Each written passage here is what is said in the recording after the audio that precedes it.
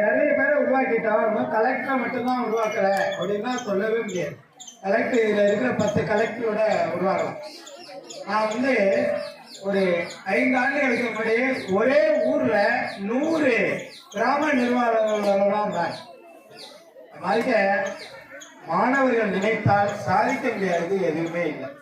அந்த உமாமேஸ்வரி டீச்சரை பத்தி நிறைய சொன்னாங்க.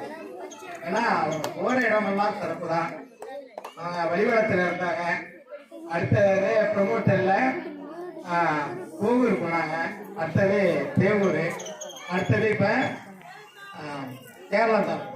எல்லா இடத்துக்களையும் சிறப்பு. ஏகோ டயர்ல ஏன்னா அவங்களை பத்தி 4 மணி நேரம் இந்த மாதிரி தலைமை ஏற்படும். எங்க சென்றாலும் சிறப்பு. இப்பள்ளியிலிருந்து இன்னும் சிறப்பு செய்ய இருக்கிறார். அடுத்தது என்னுடைய நண்பர் இருவர், ஒருத்தர் இளங்கோவனார், இன்னொரு வீரசேகரன்.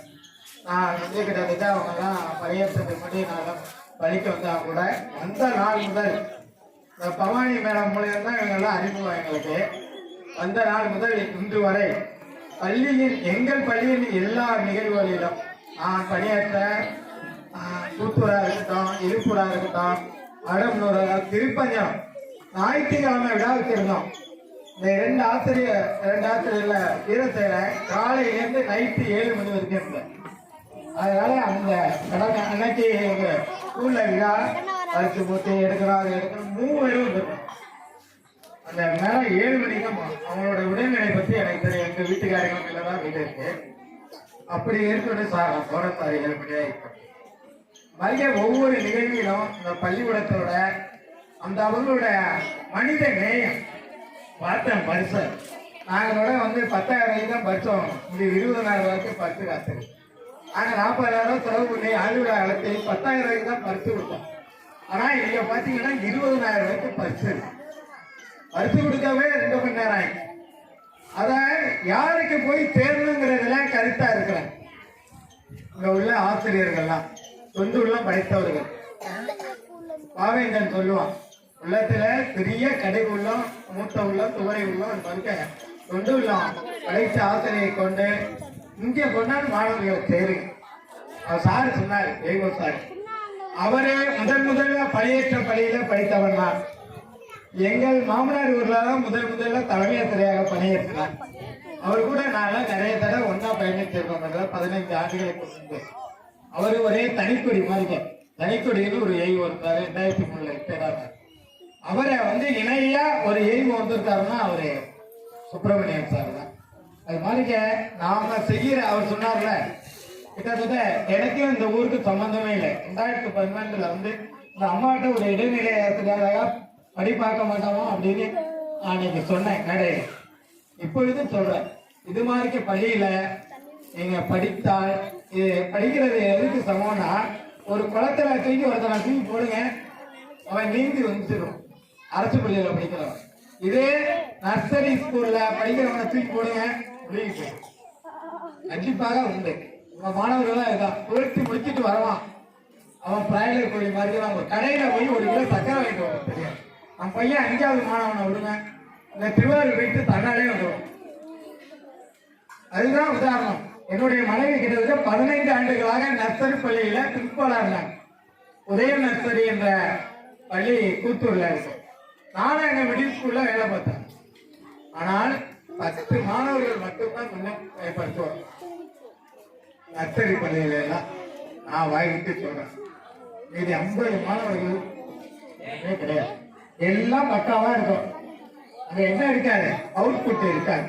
ஆனா நம்ம மாணவர்கள்ல 10% தான் இருக்கும். இது 90% மாணவர்களை படிக்க வைக்கலாம். வந்திருக்காங்களே மேடம், அமுதா மேடம், தாமஸ் விவசாயம், இதுக்கு முன்னாடி இருந்த டிஆர்டி எல்லாம் போட்டு கலகலத்து வச்சிருவாங்க. இப்போ வந்திருக்க ஐயா காப்பி நோட்டு 1வது பிள்ளைக்கே சரியா எழுதினா 1 மணி நேரம் உட்கார்ந்துருக்கேன். வியாபாரமா இவனை எழுதி காமிச்சிட்டு போறேன் 1வது மாணவனுக்கு. அப்ப 5வது மாணவனையே 8வது மாணவனையே எப்படி பார்ப்பாங்க அரசு அலுவலர்கள்லாம்? 1வது பையனுக்கு காப்பி நோட்டு எழுத தெரியலன்னு எங்க ஸ்கூல்ல 1/4 மணி நேரம் உட்கார்ந்துருக்காரு ஒரு பையன்.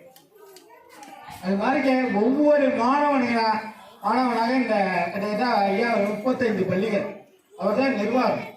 அதையும் பார்த்துட்டு 35 பள்ளிகள் என்ன நடக்குது. இப்ப இந்த பள்ளிக்கூடத்துல எந்த ஆசிரியர் எங்க போறாங்க அப்படின்னு ஒரு சில பள்ளிகளுக்கு தொடர்ந்து 4 நாளைக்கு போறாங்க. ஏன் அவங்களை எல்லாம் சரிப்படுத்துறது தான் உங்களோட வேலை. எங்களை வந்து கண்காணிக்க ஒரு ஆளு கிடையாது. மாவட்ட கலெக்டர், மாவட்ட முதல்வர், DO, CO, AO, PO, PRT supervisor, all India coordinator, கிட்டத்தட்ட ஒரு 50 அதிகாரிகள் இருக்காங்க. உங்க பிள்ளைகளை ஒன்றாவது விட்டுட்டீங்கன்னா நீங்க கண்காணிக்கவே தேவையில்லை, அரசே எங்களை கண்காணிக்கும். கேமரா அது இப்ப கேமரா வச்சுட்டாங்க. சரியா?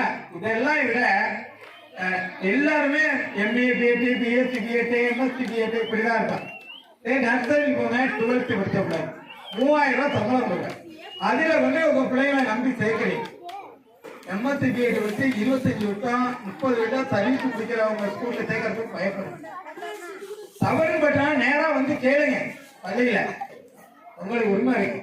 எல்லாத்தையும் கண்காணிப்பு, காலை உணவு, மதிய உணவு, ஆசிரியர் சரியா பள்ளியோட வராங்களா, எல்லாத்தையும் கண்காணிக்க உங்களுக்கு உரிமை உண்டு. நீங்க தான் முதல் உங்க பள்ளியோடத்துக்கு. நாங்கெல்லாம் இன்னைக்கு இருக்கோம். ஐயா சொன்னாங்களா 60 பேர், நானும் 50 கிலோமீட்டர் அந்த தான் இருக்கேன். இப்ப சொன்னா நாளைக்காக போயிடுவோம் நாங்க. சரியா? ஆனா நீங்க இந்த ஊர் பள்ளியோடம் ஐயா சொன்னாங்க எப்ப படிச்சாங்க, 20 வருஷம் இருக்குன்னு. சரியா? நான் படித்து 35 ஆண்டுகள் ஆகும், 40 ஆண்டுகள் ஆகும். அது மாதிரி நாங்களாம் படிச்சுட்டு போயிடுவோம். ஆனா இந்த ஊருக்காரவங்க நீங்க உங்க தலைமுறையா இந்த பள்ளிக்கூடத்துல இருக்காங்க. 2012, 18, 20, 24, 26 இந்த பள்ளி இப்படி எல்லாம் இருக்கு. வளர்ச்சி நோக்கி ஒரு பள்ளிக்கூடம் போகணும். அதுக்கு யாரு காரணம்? நாங்கெல்லாம் காரணம் இல்லைம்மா, நீங்க தான் காரணம். நீங்க சரியா இருந்தா நாங்கெல்லாம் சரியா இருக்கு. உங்க மாணவர்களை சேர்த்தா இங்க இன்னும் 2 ஆசிரியர் வரும். சேர்க்கலையா 2 ஆசிரியர் குறைவாங்க. அது யாருக்கு நஷ்டம்? எங்களுக்கா? இல்லை, உங்களுக்கு தான். அதனால இந்த வருடம் 5+ மாணவர்களை இந்த ஒரு துக்கராம் தான் பக்கத்து ஊர்கள்ல தான் நிறைய வராங்க, பக்கத்து மாவட்டத்தில் இருக்கு. அதெல்லாம் வர வச்சு இந்த பள்ளியை கிட்டத்தட்ட சிறப்பாக கொண்டு போறதுக்கு எல்லாரும் ஒத்துழைப்பு தேவை என்று கூறி எனக்கு வாய்ப்பளித்த அனைத்து நல்ல வாய்ப்பளித்து விடைபெறுகிறேன்.